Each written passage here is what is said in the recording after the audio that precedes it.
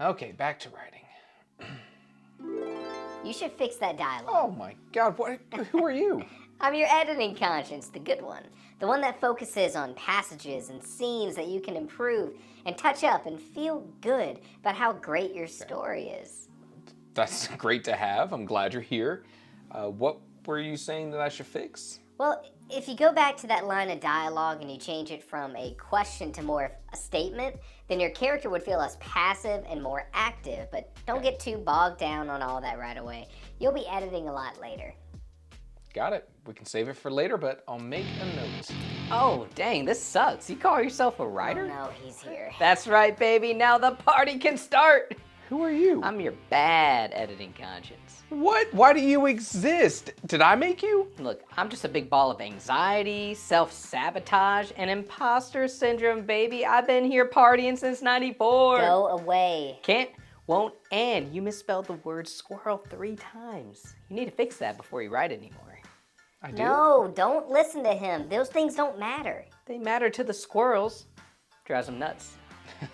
I know, right? Don't listen to him, Carson. He's the bad one. All of his editing tips are just meant to slow you down so much that you never finish this thing. Hey, if you never finish this thing, then people can't be disappointed.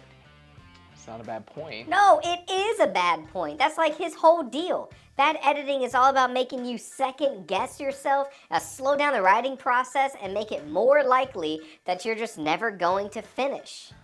Okay, well, what does good editing do? Well, if you make it your whole personality, it turns you into a goody two-shoes lame-o who never wants to hang out anymore. Oh, God, you drive me crazy. Look, good editing keeps your story tight, your character strong, and your story moving. And it's done after you finish writing, not while you write. I noticed you didn't mention anything about not hanging out anymore. We don't hang out anymore because you convinced me that studying for the bar meant that we had to go to a place called the watering hole. I could have been a lawyer. Yeah, you bombed that test. Nice. Thanks. Look, don't get sucked into his lies, Carson. Don't get stuck trying to edit while you write. It'll bog down your story and you'll never finish. Yeah, you're right. Lame. So you're just gonna let those poor squirrels go misspelled? I mean, I should fix those, Yeah, right? you should. If they hear about it, they'll be furious. Nice. That's nuts. Oh, come on, you're better than that. A portion of this video is sponsored by Pro Writing Aid. This is the video that I tell you what went wrong. You see, I've been writing my whole life, but this book, Starlight Farm's Kennel for Talking Dogs, is the first time that I've ever brought a story into the final draft and put it out into the world. So I did as much research as I could. I tried my hand at getting all of the right tools and resources to edit my novel to be as good as it can be. And there are some areas that I failed. Now, that's not to say this book isn't good. I'm extremely proud of the characters in this story and the emotions that the reader feels, and the resolution of this story is just so good. I knew as I was writing it that this resolution is exactly what the story needed, and that's a really good feeling. But bringing this story from Protodraft to Final Draft took a lot of work and a lot of mistakes. I'm all about making mistakes and sharing my experiences and helping you become the writer that you want to be. I hope you find this series really helpful, and please make sure that you sign up for the newsletter on the website to get that free PDF story breakdown for this book. It's like an extremely detailed version of these videos that use real examples from my drafts to show you exactly how I made this book. Everything from plot frameworks to brain dumps to specific passages that I changed during editing and why, all that good stuff. Check out the link in the description. You can also join the Discord and be part of a great writing community. Come hang out. It's a place to share your work, get feedback, chat with other writers, and more. We even do writing challenges, and I give you every excuse to write. It's a great place to be. Link below. Before we get into the details, I think it's important that we're on the same page about what editing is. And I know that sounds kind of weird, but there are different kinds of editing. You'll find different resources that say different things, but to me, there are really 3 levels of editing, and I'll summarize them here. My favorite kind of editing to provide are the higher scope kinds of editing. Developmental editing that helps you plan your story and your characters and your narrative arcs and more while your manuscript is still malleable. In fact, I'll even be offering direct one-on-one book coaching and developmental editing in the upcoming months. Keep an eye out for that announcement if you want someone dedicated to helping you become the best writer you can be. I'll be announcing and working with writers in our Discord before I announce it here. So join that community if you're interested in that kind of stuff. Structural editing is adjacent to this. It's helping you organize your story into an order that makes sense. And this kind of editing might be more important if you have a story that's maybe non-linear, has time travel or flashbacks or multiple perspectives. That's what this editing helps you refine. And then you get to tight edits. The scope of these edits is much more specific than the previous two. Line editing looks at the style and prose and tense and tone of your writing to help your prose be as strong as possible. And copy editing looks at the technical aspects of your writing so that you get all of your grammar and your spelling right. You might come across other types of editing out there, but I consider these to be the major types of editing. All that being said, I'm not an editor, so editors out there, please don't hurt me. Let me just tell you how I started editing my story. The first step in editing is to take your story from protodraft to first draft. What's the difference? Well, for me, the difference was that the protodraft is your first attempt at getting your story down. And you might not nail it on that first attempt, but usually you know what kinds of things you want to improve about your story by the end of that protodraft. That protodraft is kind of just for you. It's that sketch before you start painting that helps you get all the proportions right and the guidelines to help you make sure that your perspective is strong. The first draft is taking that initial sketch into the full painting. It's getting your story to the point where you're ready to share it with people. A first draft should have all of your characters developed and your scenes in order and a narrative that makes sense. And there might still be room for improvement, but the story is there. For me, there are two major things that I did getting my story from that protodraft to the first draft. The biggest thing that I wanted to tackle were my characters. This is a very character-forward novel. When I started writing my protodraft, my characters were just a couple paragraphs of summary, notes on who I thought these characters would be. But by the end of that protodraft, these characters were full of life and fears and quirks and conflicts. And following my protodraft, I knew I wanted to revisit the first half of my story and really showcase those personalities that I had uncovered in a really impactful way. And then the next biggest thing was in regards to the narrative arcs of my story. There were all of these moments that I wanted to set up for foreshadowing or set up and payoff, if you know what I mean. Most of these moments were uncovered during the final act of my story. I wrote through the climax of the story and I made a bunch of decisions that had the climax feel really important for each character. And then I made notes regarding how each character's journey would feel more resolved if I went back and included scenes that set up the resolution that they would go on to receive. And this meant that each character really had a moment of conflict and a happy ending that was specific to their personality and struggles and desires. These were the things that I identified for improvement. But it's kind of worth asking the question, how do you know what scenes to edit? There's a big debate revolving around this question. Do you need to read a lot to be a good writer? And I see both sides of the argument here. Maybe you don't need to read to be a good writer because story can be presented in any number of mediums. Someone who doesn't read much but watches a ton of movies may be able to write a strong story in a book, regardless of how many books that they've read. You can absorb story through movies and TVs and video games and more, and you can be a good writer without reading a bunch of books. Books are not the only medium through which to understand the narrative form. However, books excel at a couple of things that other forms really struggle with. And the biggest things that books provide that other media forms don't is internal narration. Books are able to bring you into a character's mind in ways that other mediums can't. And that, along with writing prose that helps bring a scene to life inside the reader's head, that's something that's fairly unique to writing.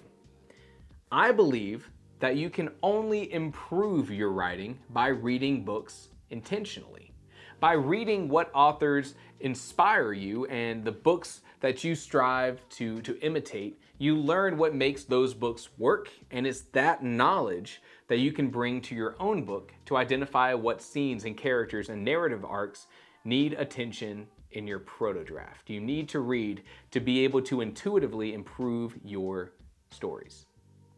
You can also follow the story grid by Sean Coyne. There's more information in this video that looks at each scene within your book to see if your story works. This is a great resource for identifying what scenes need attention in your editing process. When you work with a professional editor, that's the kind of mindset and knowledge that they can bring to your novel. But what about when you have to edit by yourself?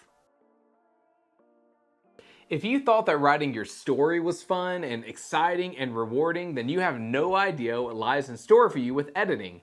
It's hard, soul-draining, mind-numbing, and it's brutal. It's like stepping through quicksand, but a quicksand that you willingly keep walking through. Uh-oh. The top of his head is still showing. Claw at it! In my opinion. Some writers even claim that you should never edit your own work. And there's different reasons why people say this thing, but I can chalk it up to one major reason, and also money. But that major reason is something I call author blinders. Author blinders, much like horse blinders, may lead you to overlooking or ignoring certain editing choices because of what you want to see and what you are choosing not to see.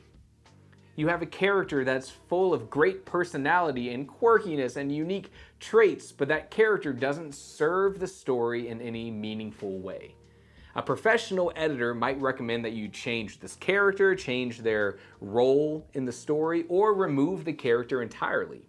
An author editing their own work, though, might put on those author blinders and only look at how much fun that character was to write. It's the kill your darlings advice that you've always heard about. Check out this video. Additionally, author blinders can come in the form of prose and tone and the voice of your writing. If you're editing your own work, you probably don't even see some of the prose mistakes that are in your writing because it feels so natural to you. You wrote that prose in your story that way because that's how you would speak it aloud, or that's how it exists in your head. You're just using your writing skills to bring that story out. And in those cases, it's hard to see that writing is something for you to improve. To remove these author blinders, there's a few things that you can do. And the first thing that you can do is to share your writing with someone. In a perfect world, you're able to work with beta readers. I did not do this, and I wish I had.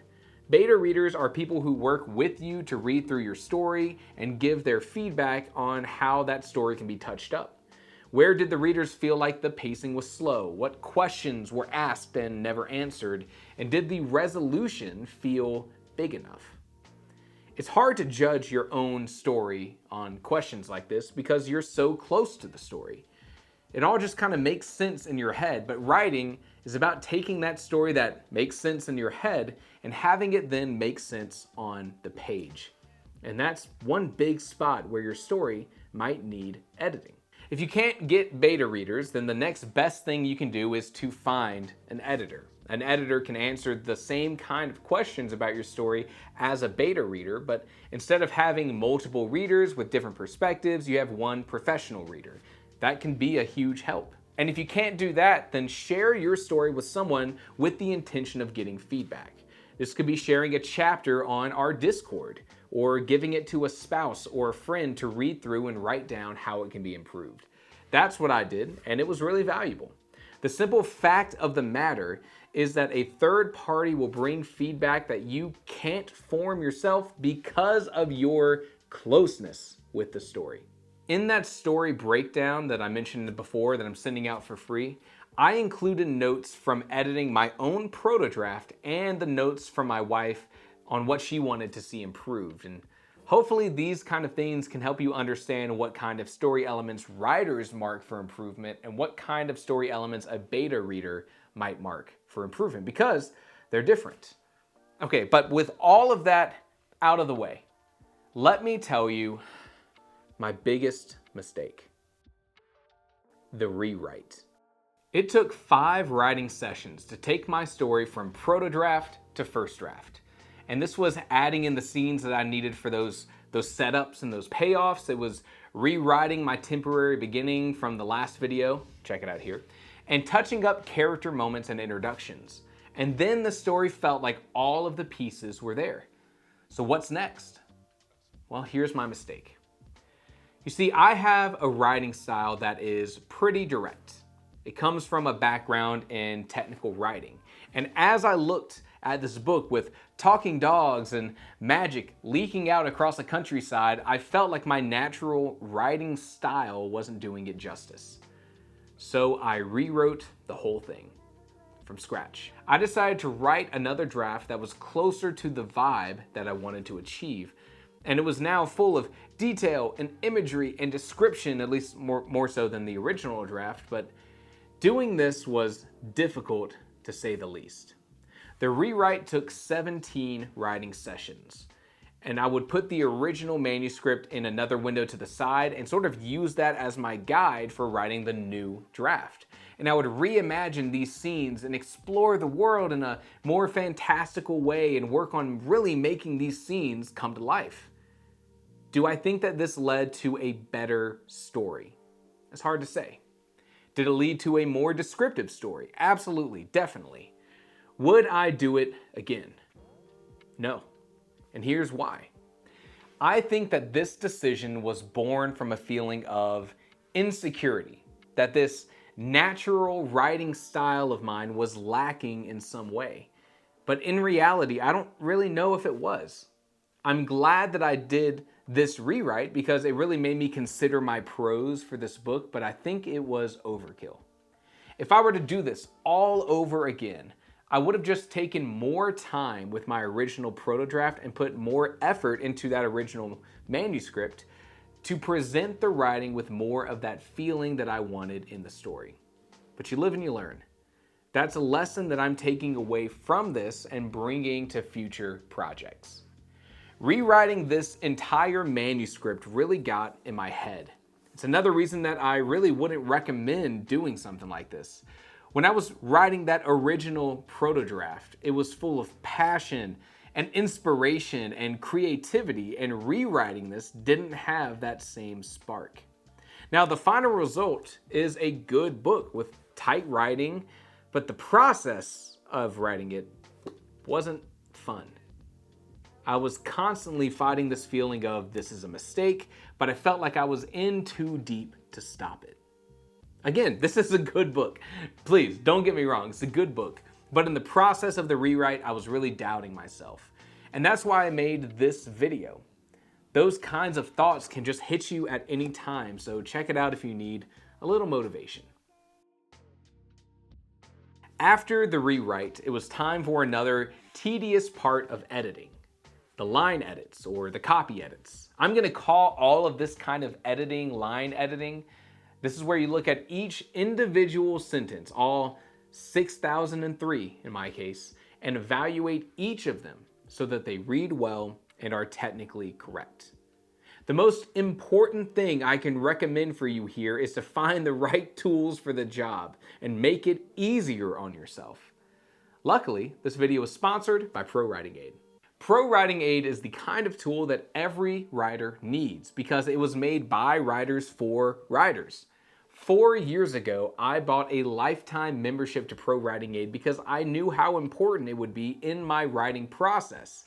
I use Scrivener for all of my creative writing, and Pro Writing Aid has a native integration that makes editing so easy. I can open the standalone app and select my Scrivener project and just get to editing. Pro Writing Aid edits your writing in a dozen different ways. You can use it to edit for spelling and grammar and syntax, that line editing. But their reports are able to edit your story in other ways too. The critique report is the developmental editor on your shoulder. Use this report to get feedback on the pacing of your story, how realistic your characters are, and whether or not your style is consistent. But Pro Writing Aid doesn't just integrate with Scrivener, it integrates with everything. Download their Desktop Everywhere app to get editing feedback anywhere that you can enter text. And that means Pro Writing Aid can integrate with any tool that you use, whether you're writing in Microsoft Word or Obsidian or Google Docs or Notepad. Use Psycho. This week, I'm gonna post a video that shows exactly how I use Pro Writing Aid to edit because I filmed it while I was editing this book.